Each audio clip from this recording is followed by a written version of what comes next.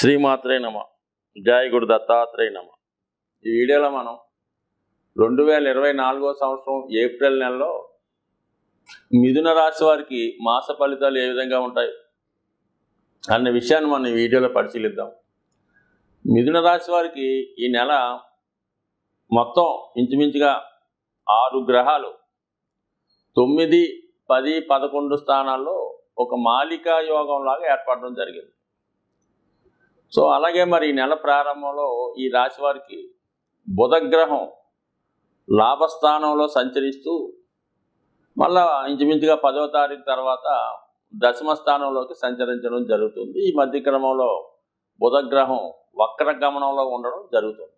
So ఈ కారణం వల్ల ఏంటంటే ఈ మిథున రాశి వారికి ఎస్పెషల్లీ గతంలో మనం ఏమన్నా విదేశ ప్రయత్నాల కొరకు కానీ ఉన్నత విద్య కొరకు కానీ లేదంటే ఉద్యోగంలో అభివృద్ధి కొరకు వ్యాపార అభివృద్ధి కొరకు ఏవైనా ప్రయత్నాలు చేసి ఆగిపోయి ఉంటే తిరిగి మళ్ళా ఒక్కసారి ఈ నెల 10వ తారీఖు తర్వాత ప్రయత్నం చేయడం వల్ల మీ యొక్క ఆగిపోయినటువంటి పనులు తిరిగి ప్రారంభమయ్యే అవకాశం ఉన్నది. ఇక 4వ స్థానంలో ఉన్నటువంటి కేతుగ్రహ సంచారం, చతుర్థాధిపతిగా ఉన్నటువంటి బుధుడు మీకు లాభస్థాన సంచారం, సొంత గృహ నిర్మాణానికి కానీ ఏదైనా నివాస యోగ్యమైనటువంటి స్థలాన్ని కొనడానికి కానీ ఇది అనుకూలమైనటువంటి సమయంగా మీరు ప్రయత్నం చేయడం వల్ల మీకు అటు రుణ ప్రయత్నాలు ఫలిస్తాయి. అలాగే ఏదైనా విలువైనటువంటి భూమి కానీ స్థలం కానీ గృహం కానీ కొనే అవకాశం కూడా మరి ఈ నెలలో మీకు అవకాశాలు ఎక్కువగా కనబడుతున్నాయి.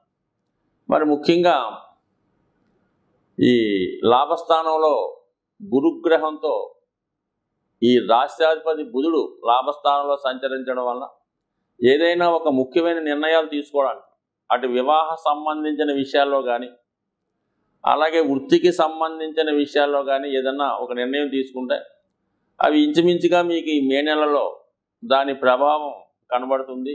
మీరు అనుకున్న కార్యక్రమాలు నెరవేరి చేపట్టిన కార్యక్రమాలు భగవంతుని అనుగ్రహంతో స్వయం కృషితో సజావుగా సాగే అవకాశాలు చాలా బలంగా ఈ నెలలో మీకు అనుకూలంగా ఉండడం జరుగుతుంది.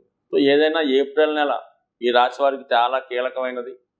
మరి బుధుడు లాభస్థానంలోకి రావడం, ఇంచుమించుగా మళ్ళా బుధుడు వక్రగమనం పొందడం, ఇవన్నీ కూడా ఈ రాశి వారికి ఈ నెల చాలా అద్భుతమైన ఫలితాలు రావడం జరుగుతుంది.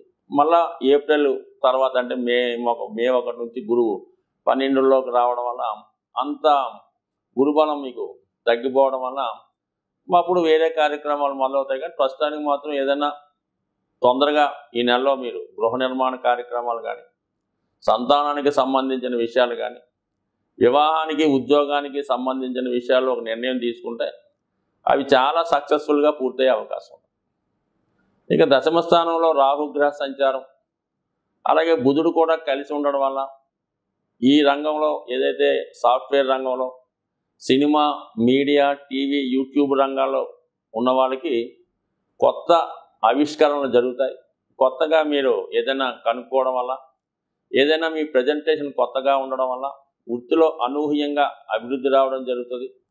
అలాగే వ్యాపార రంగంలో ఉన్నవాళ్ళు ఆధునిక పరికరాలు ఆధునికమైనటువంటి తెలివితేటలు, నాలెడ్జి, టెక్నాలజీ ఉపయోగించి మీ వృత్తిని వ్యాపారాన్ని ఇంప్రూవ్ చేసుకునే అవకాశం కూడా ఈ నెలలో చాలా హ్యాపీగా సాఫీగా సాగే అవకాశం ఉన్నది. కాబట్టి మొత్తం మీద వృత్తి సంబంధించిన విషయాలు, లాభానికి సంబంధించిన విషయాలు, వివాహ ప్రయత్నాలకి సంబంధించిన విషయాలు చాలా అనుకూలంగా ఈ నెలలో మీకు రావడం జరుగుతుంది.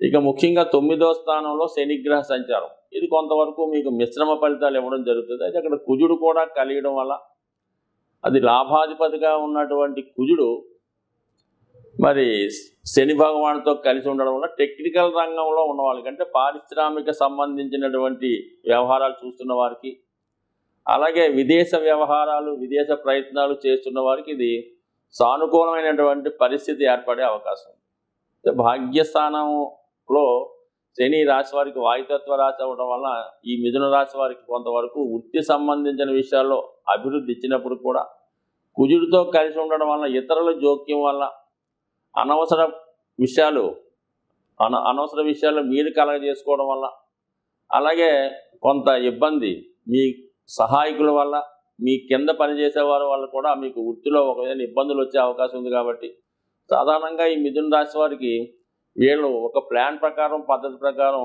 వాళ్ళ యొక్క ప్రాజెక్టు, వాళ్ళ యొక్క పని, వాళ్ళ యొక్క కర్తవ్యాన్ని ముందుకు తీసుకెళ్ళడం జరుగుతుంటుంది.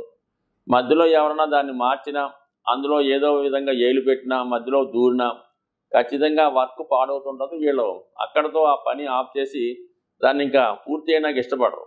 ఆ కారణం వల్ల ఏంటంటే ఈ సమయంలో మిమ్మల్ని కొంతమంది మీ యొక్క సాఫీగా సాగే మీ వృత్తి వ్యవహారాల్లో కొద్దిపాటి ఇబ్బందులు కలిగించే అవకాశం ఉంది. కాబట్టి అవి టెంపరీగా ఉంటాయి. కాబట్టి సావకాశంగా ఎటువంటి డిస్టర్బ్ అవ్వకుండా మీ వృత్తి మీరు కంటిన్యూగా చేసుకోవడం వల్ల మధ్యలో వచ్చిన చికాకులు మధ్యలో పోయే అవకాశం ఉంటుంది.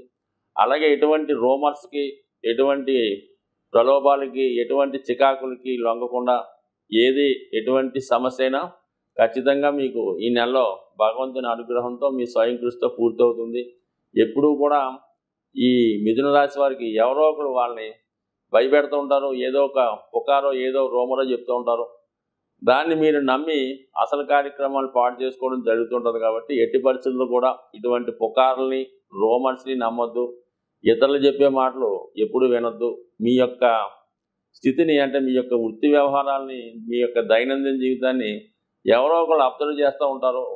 మీకు మీ బంధువర్గంలో కానీ, స్నేహితుల్లో కానీ, చుట్టుపక్కల కానీ మీకు పరిచయం లేకపోయినా, మీకు సంబంధం లేకపోయినా ఎవరో ఒకరు మీ వ్యవహారంలో ఇన్వాల్వ్ అయ్యి మిమ్మల్ని ఇబ్బంది పెట్టే ప్రయత్నాలు జరుగుతుంటాయి. కాబట్టి ఇది ఖచ్చితంగా మీరు ఎటువంటి సమస్యలు వచ్చినా కూడా దాన్ని ఇగ్నోర్ చేసి మీ పనిలో మీరు వెళ్ళడం మంచిది. ఈ నెల మీకు ఎందుకంటే 9, 10, 11 స్థానాల్లో ఉన్నటువంటి గ్రహమాలిక యోగం ఖచ్చితంగా ఈ నెలలో మీకు ఏదో ఒక జీవితంలో మరపురాని అభివృద్ధి, డెవలప్మెంటు, ఇంప్రూవ్మెంటు వచ్చే అవకాశం ఉంది. సాధారణంగా కేతువు 4వ స్థానంలో ఉన్నప్పుడు ఏం జరుగుతుందంటే మనకు ఉన్నటువంటి ఏదైనా ఒక ఎసెట్టో, ఒక వాహనమో, ఒక స్థిరాస్తో దాన్ని మార్చి దానికన్నా బెటర్ది రావడం జరుగుతుంటుంది. ఏదైనా కేతువు ఎప్పుడు కూడా మనం కోరుకున్నది కన్నా అదనంగా ఎక్కువ ఇస్తూ ఉంటాడు. రాహువు కూడా అలాగే మనం అనుకున్నది ఒక విధంగా ప్రయత్నం చేస్తుంటే వేరే విధంగా ఇస్తుంటాడు. సో ఆ కారణం వల్ల ఈ రాహు కేతువులు 4, 10 యాక్సెస్లో ఉండడం వల్ల గృహ సంబంధించిన విషయాల్లో, ఉద్యోగ సంబంధించిన విషయాల్లో అనూహ్యంగా మీరు అనుకున్న దానికన్నా అధికమైన ఫలితాన్ని పొందే అవకాశం ఉంటుంది. ఈ పక్షంలో ముఖ్యంగా వస్తున్నటువంటి పర్వదినం మహాశివరాత్రి. అది మనకి మార్చి 8వ తారీఖున రావడం జరుగుతుంటుంది. శివరాత్రి రోజున ఖచ్చితంగా ఏ రాశివారైనా సరే శివానుగ్రహం కోసం ఆ రోజు ఖచ్చితంగా ఏదో ఒక శివాలయాన్ని దర్శించి అభిషేకం చేసేటటువంటి మనకి అంత అవకాశం దొరకకపోయినా కనీసం శివుణ్ణి కళ్ళారా దర్శించడం వల్ల, లేదు బయట ఉన్నటువంటి శివలింగాన్ని అవసరమైతే కొద్దిగా అభిషేకం సొంతంగా చేసుకోవడం వల్ల నవగ్రహాల యొక్క అనుగ్రహానికి పాత్రలు అవ్వడం జరుగుతుంటుంది. ముఖ్యంగా మనం ప్రతి వీడియోలో కూడా మాస శివరాత్రి ఈ శివుడికి అభిషేకం చేసుకోమని చెప్తూ ఉంటాం. అంటే మాస శివరాత్రి ఒక్కరోజు శివుడికి అభిషేకం చేసుకుంటే మొత్తం ఆ నెలంతా కూడా శివుడికి అభిషేకం చేసినట్టుగా మీ ఖాతాలో రాయడం జరుగుతుంది. అలాగే ఒక మహాశివరాత్రి రోజు మీరు అభిషేకం చేసుకున్న, శివుడిని దర్శించిన ఖచ్చితంగా సంవత్సరం మొత్తం ప్రతిరోజు అభిషేకం చేస్తే ఎంత ఫలితం వస్తుందో అంత ఫలితం మీకు ఈ మహాశివరాత్రి రోజు వచ్చే అవకాశం ఉంది. పైపెచ్చి మరి 8వ తారీఖున, అంటే న్యూమరాలజీ సంబంధం లేకపోయినా 8వ తారీఖు అన్నది శని భగవానుడికి ఇష్టమైన రోజు. కాబట్టి సాధ్యమైనంత వరకు 12 రాశుల వారు కూడా ఈ మహాశివరాత్రి రోజు వీలైతే జాగరం, అంటే 7వ తారీఖు నైటు జాగరణ చేసి వేకువజామునే ఈ శివలింగాన్ని దర్శించుకోవడం, శివక్షేత్రాన్ని దర్శించడం వల్ల కంపల్సరీగా మీకు సాధ్యమైనంత వరకు ఆ రోజు నియమంగా, ఉపవాసంగా, అంటే మనం ఆ రోజు ఏం చేస్తే మొత్తం సంవత్సరం అంతా చేసినట్టు వస్తూ ఉంటుంది. కాబట్టి సాధ్యమైనంత వరకు ఆ రోజు నియమంగా ఉండడం, వీలైతే అభిషేకం చేసుకోవడం జరుగుతూ ఉంటుంది. సరే, ఆరోగ్యం కొరకు అభిషేకం చేసుకుందాం అనుకున్న వాళ్ళు ఆవు పాలు, ఆవు పెరుగు, ఆవు మజ్జిగతో చేసుకోవడం వల్ల ఆరోగ్యం వస్తుంది. ఐశ్వర్యం కోసం ఎవరైతే అభిషేకం చేద్దాం అనుకున్నారో వాళ్ళు చెరుకు రసంతో కానీ, పంచదారతో కానీ అభిషేకం చేయడం వల్ల ఐశ్వర్యం వచ్చే అవకాశం ఉన్నది. అలాగే మంచి కంఠం రావాలన్నా, వాక్చాతుర్యం రావాలన్నా, మంచి చదువు రావాలన్నా తేనెతో అభిషేకం చేసుకోవచ్చు. బట్ ఏదీ లేకపోతే శుద్ధ జలంతో అభిషేకం చేసుకోవచ్చు. అలాగే విభూతితో అభిషేకం చేయడం వల్ల మోక్షం పొందే అవకాశం ఉంది. బట్ ఏదైనా శివారాధన చేసుకోవడం వల్ల ప్రస్తుతం ఈ రాశిలో ద్వాదశ రాశుల వారికి ఉన్నటువంటి దోషాలు ఖచ్చితంగా పరిహారం అవుతాయి. ముఖ్యంగా ఎవరైతే ఏలినాటి శని, అష్టమ శని, అర్ధాష్టమ శనితో ఇబ్బంది పడుతున్నారో, లేదా రాహు యొక్క ప్రభావం, కేతు యొక్క ప్రభావం కూడా ఈ శివారాధన వల్ల వెళ్ళిపోయే అవకాశం ఉంది. అంటే సాధ్యమైనంత వరకు మరి మీనరాశిలో ఉన్నటువంటి రాహు ప్రభావం వల్ల తర్వాత చేద్దామనో, ఈ సంవత్సరం ఖాళీ లేదనో, జనం ఎక్కువ ఉన్నారనో మానేయకుండా అతి శ్రద్ధగా శివుణ్ణి పూజించడం, ఆ రోజు విధి విధానంగా నియమంగా ఉండడం, మీకు వీలుంటే ఆ రోజు ఈ శివాలయం దగ్గర ఉన్నటువంటి భక్తులకు కానీ, అనాథులకు కానీ కేవలం మంచినీళ్ళు, ఏదో ఒక తినుబండారమో, ఏదైనా ఫ్రూట్సో, వారికి ఎక్కువగా ఫ్రూట్స్ అయితే మంచిది, లేదంటే చంటి పిల్లల తల్లి పాలు కానీ, సాధ్యమైనంత వరకు ఒక 10 మంది కన్నా మీరు హెల్ప్ చేయగలిగితే జాతకంలో ఉన్నటువంటి గోచార రీత్యా వస్తున్నటువంటి సమస్త దోషాలు పోయే అవకాశం ఉంది. ఖచ్చితంగా ఈ నియమాన్ని పాటిస్తే సంవత్సరం అంతా కూడా ఆనందంగా ఉండాలని ఆశిస్తూ స్వస్తి.